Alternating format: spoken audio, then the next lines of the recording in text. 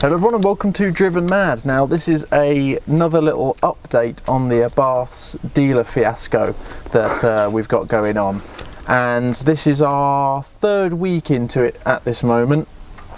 And basically we took the car there again, didn't we? We did. We did. Watched the first we were summoned, weren't we? We were summoned. If you haven't watched the first one, we dropped the car off to get parts done, didn't have the parts, ordered the parts, and when we collected the car it was all scratched because they'd washed it. That's the basis of what's going on. And they said they'd take it in on Monday, 2 days ago, and they'll install the parts and fix the paintwork. That's what they said. So we took it in and they said only 2 of the 3 parts have arrived, but they'll install the 2 parts and do the paint. So we thought, well, just get it done. Yes.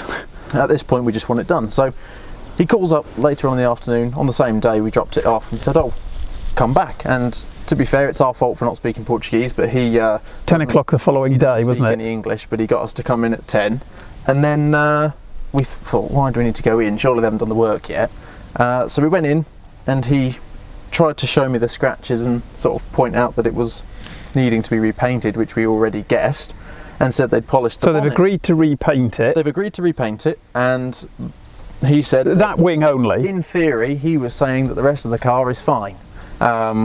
Which it's far from, isn't it? You're very unhappy, aren't you? Very unhappy, yeah. So you probably can't see it quite here. We tried to park it so you could see it, but I've got many a photo of the damage they've caused now on top of the damage they'd already caused. And so what happened was, he's said they've test polished the bonnet and the wing to see if the scratches were removable, which they're not on the wing, but the bonnet they're saying is theoretically okay.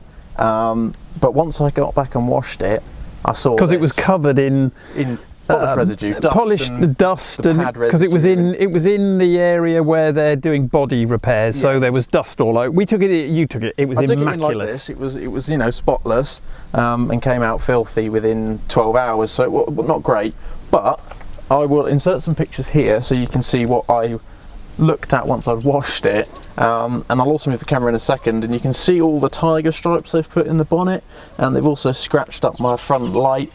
Thank God I didn't put my new sexy custom LED ones in there, because I really would have gone mental then. But they've tiger striped the bonnet.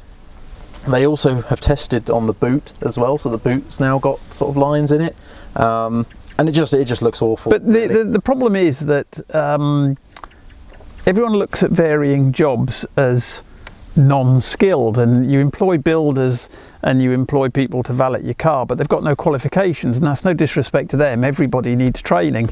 I'm not an expert in polishing a vehicle. You've had some training to do it, and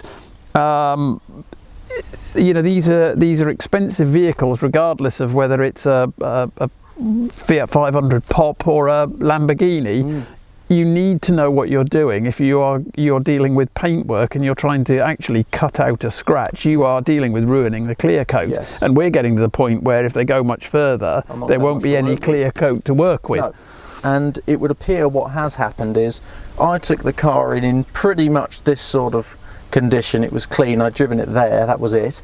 So it would have had a bit of dust on it, but nothing much. It looked like this, and it's obvious they haven't washed the car again, luckily, so they haven't scratched it. But in that process they haven't decontaminated, clay barred or anything on the paintwork they've polished, so they've just scratched more polishes, polished more scratches into the paintwork. But without being harsh, it's someone, they're letting someone do this who has got no training. No, well, clearly. Or doesn't care. But I think it's like lack of training. I think so, because surely you wouldn't do this because you're going to face some consequences. You know, surely. You would. Well, it's like washing it, but they subcontract most of this out, so I think there's the problem. I think you're right. But we thought we'd give you a quick update on what's going on, because it's almost laughable. I mean, the dealer principal's been very... He has. Yeah. No, I don't think we were the only people that day who had an issue. So he seemed to be fully aware that the fact that there's been some damage to cars. So ours was one of, we assume. And he was very nice. He phoned you, he's emailed us. They are prepared to pay for it. They are going to spray it. But the problem that you have is that, yes, they are wanting to repair it and make it back to how it was, but if they haven't got the skilled staff to do it, what do? We just seem to be going, well, it seems like it will just be going around in circles. So this is a very boring one, but some people were particularly on Facebook, were saying, well, we photographed this panel when it was that panel that was damaged, I think suspecting that we maybe were lying. Right. But at the end of the day, you don't photograph your car prior to having damage, so you can't photograph a wing. You can't show a photograph of a perfect wing when you didn't know it was going to be damaged anyway. No, exactly right. And if I was just trying to get a free polish job out of it, I wouldn't have gone to this hassle. You know, to be honest, I wouldn't have gone to this.